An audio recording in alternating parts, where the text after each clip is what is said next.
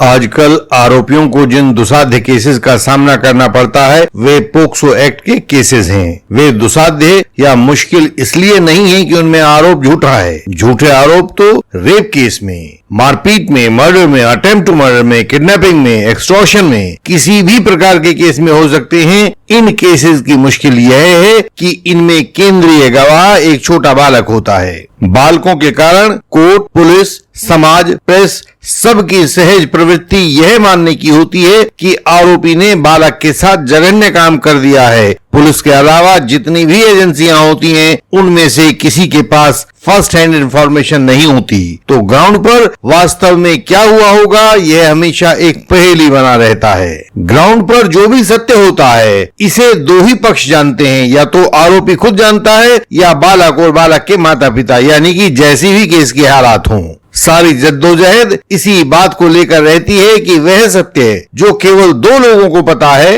वह अदालत तक कैसे पहुंचे। आरोपी ने यदि सच में ऐसा किया है तो वह कानून के अनुसार उसका दंड पा जाए, लेकिन यदि उसने ऐसा नहीं किया है तो उसके झूठे आरोप को खत्म किया जाए। यही सारी कोशिश है कि सच्चाई बाहर आए, और आने का जरिया है वह बालक जो गवाह बनकर कोर्ट में आया हुआ है। एक कानून के विद्यार्थी के रूप में हमने कानून और कोर्ट्स का बहुत लंबे समय तक अध्ययन किया है। इस अध्ययन के आधार पर हमने 10-15 साल के बालकों के गवाह के रूप में कुछ महत्वपूर्ण लक्षण ढूंढे हैं जो इस प्रकार हैं। एक 10-15 साल के बालक को जब भी वह गवाह के रूप में आएगा, उसको आसानी से सिखाया पढ़ाया जा सकता है, यानी कि उसको ट्यूटर किया जा सकता है। खासकर उन लोगों के द्वारा जिन पर वे बालक यकीन करते हैं, जैसे माता हो, नानी, बड़ी बहन, घर का कोई सदस्य हो, तो वे उनको बड़ी आसानी से ट्यूटर कर सकते हैं। दूसरी बात जो ऐसे 10-15 साल के बालक गवाहों के रूप में कही जा सकती है, वह यह है कि उनकी याद बहुत स्पष्ट नहीं होती। उसमें स्मृति होती है, कल्पना होती है, ट्यूटरिंग होती है, बहुत सी चीजों का घालमेल शामिल रहता है। तीसरा पॉइंट, ऐसे बालक गवाहों के रूप में यही कहा जा सकता है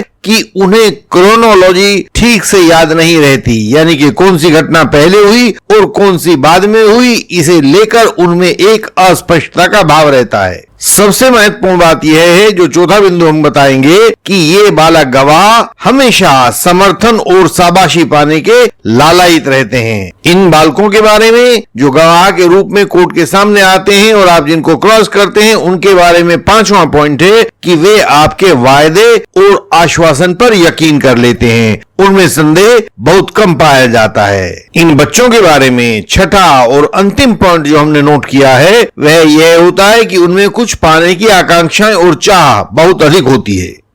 इस चैनल पर आप ऐसी ही वीडियोस देख सकते हैं जिनमें कानून पर बिल्कुल नए नजरिए से विचार किया जाता है। फॉल्स एलिगेशंस और फॉल्स केसेस, इनके ऊपर हम आपको वास्तविक कोर्ट केसेस में होने वाली वास्तविक कार्रवाई के बारे में बताते हैं। सच्चे कोर्ट केसेस में झूठे गवाहों को कैसे काबू करें, यह बताते हैं। कानून की दूसरी प्रक्रियाएं बताते हैं। जो लोग खुद अपने कोर्ट केसेस को स्वयं समझना चाहते हैं, उनके लिए यह चैनल बहुत उपयोगी है। जो यंग एडवोकेट कलीग्स कानून को सीखना शुरू कर रहे हैं, उनके लिए भी यह चैनल बहुत प्रेरणादायक और जानकारियां देने वाला है। इस वीडियो को लाइक करें, शेयर करें तथा इस चैनल को सब्सक्राइब करें। बेल आइकन को प्रेस करें ताकि नई वीडियोस आपसे मिस ना हो जाएं।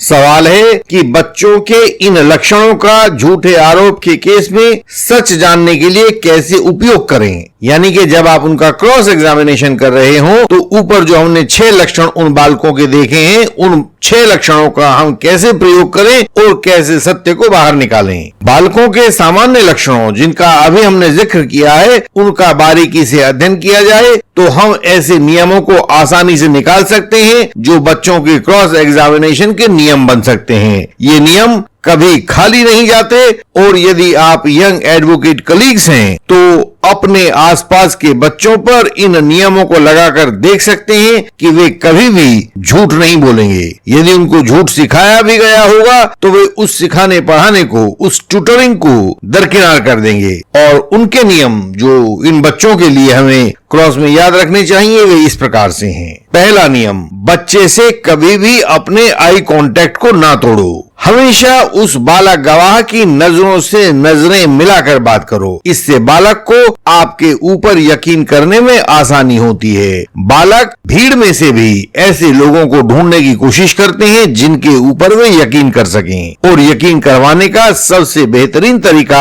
आपका आई कांटेक्ट होता है। तो पूरे क्रॉस एग्जामिनेशन में बालक गवाहों के साथ हमेशा आई कांटेक्ट को बनाकर रखें। दूसरा पॉइंट है, बच्चों से कभी कठोर शब्द मत बोलो। आपको कई बार ये जो बालक विटनेस होते हैं ये असुविधाजनक लग सकते हैं, क्योंकि इनको ट्यूटर किया गया होता है, इनको पढ़ाया गया होता है, लेकिन वे बहुत कोमल होते हैं। उनका मन कभी भी कठोर बात को स्वीकार नहीं कर पाता है। वह अगर आप उससे कठोर बात बोलोगे तो आपके साथ अपनी बात को शेयर नहीं कर पाएगा। डर और विश्वास, ये दो परस्पर विपरीत बातें हैं। बच्चों को डर से नहीं बल्कि विश्वास से जीतिए, वो जीते जाएंगे। इन चाइल्ड विटनेसेस के लिए तीसरा पॉइंट है कि सवालों की क्रोनोलॉजी को बदल दीजिए। अभी हमने बताया था कि बच्चों को क्रोनोलॉजिकल ऑर्डर्स आमतौर से याद नहीं रहते।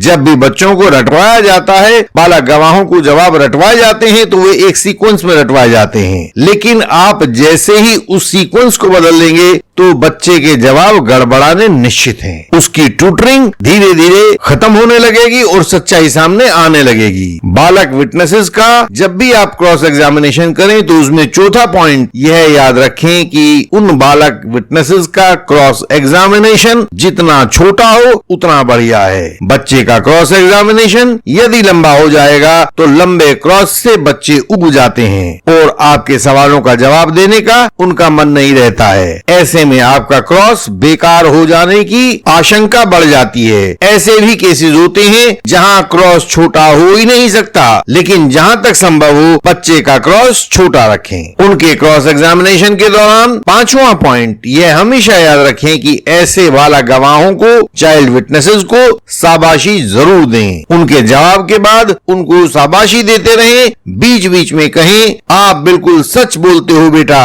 आप जैसे सच बोलने वाले बच्चे आगे चलकर बड़े लोग बनते हैं, डॉक्टर बनते हैं, पायलट बनते हैं, वगैरह वगैरह। आपकी शाबाशी उन्हें सच बोलने के लिए निरंतर प्रेरित करेगी। और यदि आपके ऊपर विश्वास करके एक बार वे ट्यूटरिंग से अलग निकल गए तो ये निश्चित मानिए कि वे हमेशा सच बोलकर आपका साथ देंगे। जितने झूठे आरोप होंगे उसको वे खुद उसकी बखिया उधेड़ देंगे। जब आपको महसूस हो, ये छठा पॉइंट मैं आपको बता रहा हूं क्रॉस एग्जामिनेशन के दौरान, कि जब भी आपको महसूस हो कि यह बालक विटनेस सच बोलने की तरफ बढ़ रहा है तो उसको बिल्कुल सही मौका दो। सीधा सवाल कर दो, बेटा आज कोर्ट में क्या बोलना है यह अच्छी तरह से आपको बता दिया गया था ना। कई बार ट्यूटरिंग करने वाले लोग हमारी नजरों के सामने होते हैं तो ऐसे में हम पूछ सकते हैं, आंटी ने बता दिया था ना, पुलिस वाली आंटी ने बता दिया था ना, मम्मी ने बता दिया था ना, पापा ने बता दिया था ना। इस तरह की बातें हमें पता होता है कि इनको कौन सिखा देने वाला है, तो उसका नाम लेकर भी हम पूछ सकते हैं। ऐसे एक या दो सवालों के जवाब से पूरा प्रोसिक्यूशन केस